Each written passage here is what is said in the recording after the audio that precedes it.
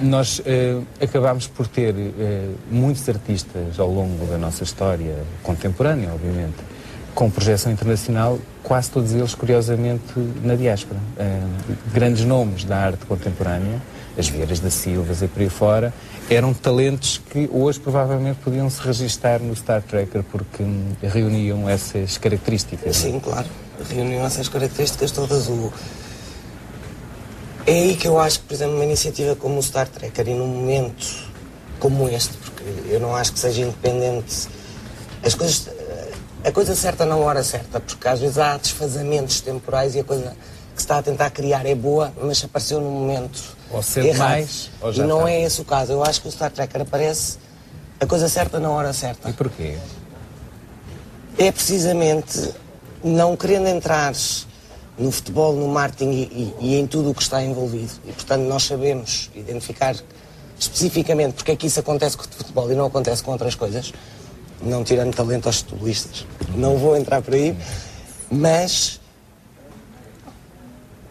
o talento pelo talento. E o que acontece, na maior parte das vezes, é que existe alguma resistência e alguma dificuldade, se calhar por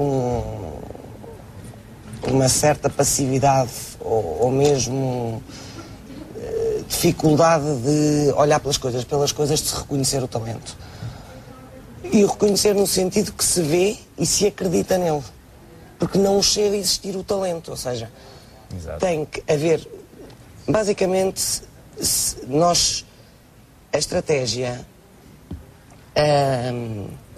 a autoconfiança e uma estrutura, se estes três elementos estiverem aliados, o talento prossegue. Por isso é que o funcionamento em rede é o funcionamento decisivo. em rede é muito importante, mas que essa rede esteja estruturada, porque o problema não é haver redes sociais, porque isso há muitas. Milhares, não é? Nós vivemos num mundo global, vivemos num mundo de informação. Exato. E, portanto, não querendo usar a palavra problema, é que o Star Trekker dá essa estrutura, dá essa estratégia e essa autoconfiança, que é uma característica muito nossa. E é o problema de isto é um handicap ou é uma oportunidade? Como é que nós transformamos uma característica que é muito nossa em algo que podemos transformar em positivo? Certo. E, portanto, reuniu-se ali estes três elementos que eu acho que fazem exatamente, colmatam a ideia de que nós não precisamos que alguém reconheça primeiro que nós um talento.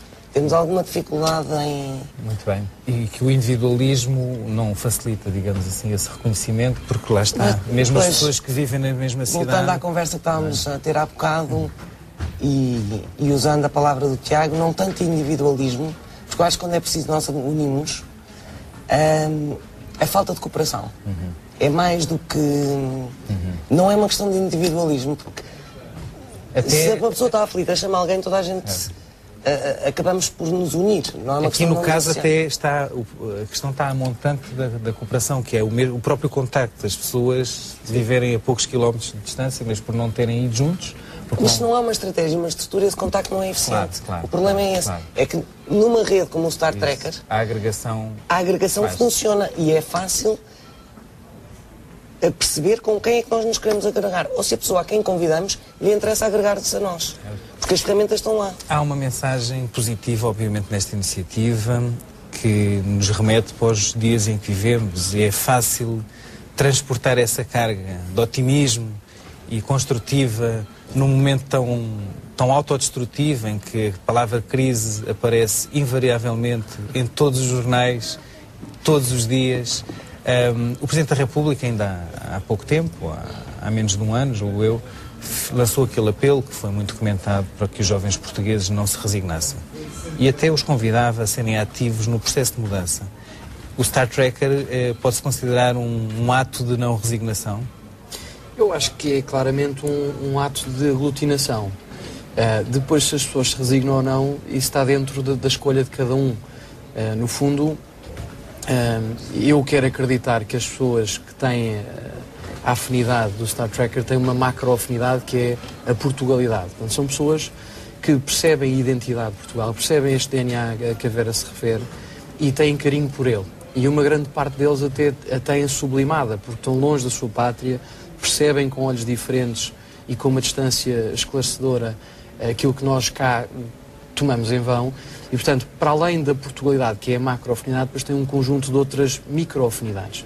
E isso entra na lógica e na importância que as carreiras têm e que os interesses têm. As pessoas agregam-se, como dizia, por afinidades, por questões emocionais. Não há nenhuma razão objetiva que faça com que duas pessoas colaborem, senão por um laço emocional. E portanto, a nacionalidade continua a ser um elemento que agrega mesmo a nova geração de expatriados? Claramente, eu acho que é preciso reinventar isso. Quer dizer, nós quando vemos o exercício da globalidade, nós achamos que globalização significa que em todas as cidades vai haver Zara. E isso é verdade, mas isso tem mais a ver com consumismo do que globalização.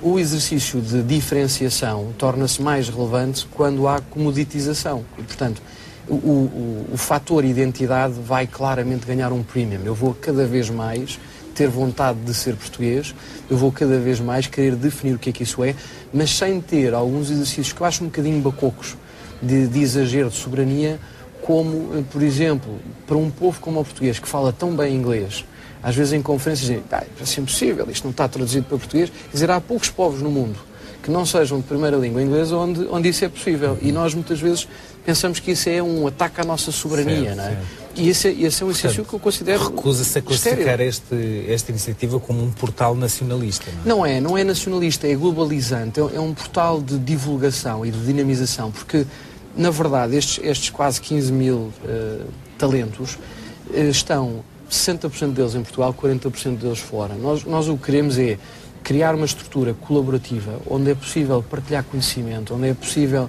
nós associarmos por afinidades e criarmos valor e, portanto, redefinirmos um bocadinho a imagem de Portugal, porque os portugueses estão fora, como aqueles que estão cá e que não são conhecidos fora, são de classe mundial. Nós não temos nenhuma maldição, nós não somos anões.